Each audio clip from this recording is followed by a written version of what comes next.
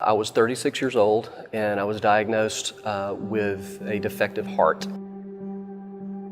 I was working about 20%, was 3 times enlarged. I was still, working full time, and I knew I was tired, but I didn't know it was anything that serious. And so when you're 36 years old and they tell you that this is what's going on with you, you think surely you got somebody else's chart or something, but sure enough, I actually had to get 3 different opinions, and I had to have open heart surgery.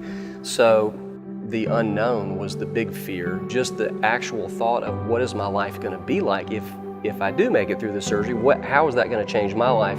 How is it going to change my wife's life?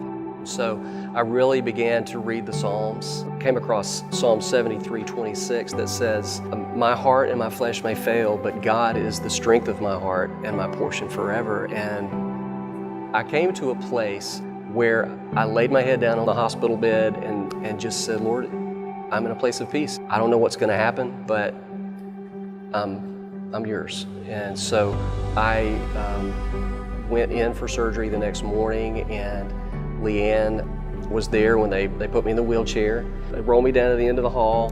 My wonderful wife had written down scriptures that were God's promises, and tucked them in the pocket of my hospital gown as they rolled me away. So I woke up.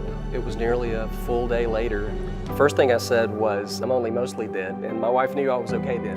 So, but then the very next thing I said to the people in the room was, "Leanne and I are going to have a baby girl."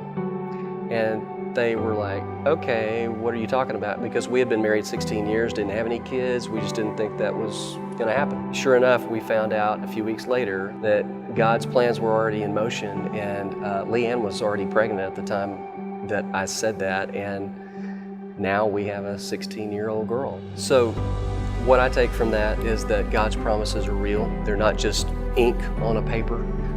That's our Creator speaking to us and giving us hope in a time when we're not sure what is down the road, because we are cherished by Him, we are His kids. It's right there in His words to us that He does love us, and He has plans in a future, not just a plan, not one plan in a future, but plans in a future. And that's so exciting that our Father speaks to us and does it through the Bible.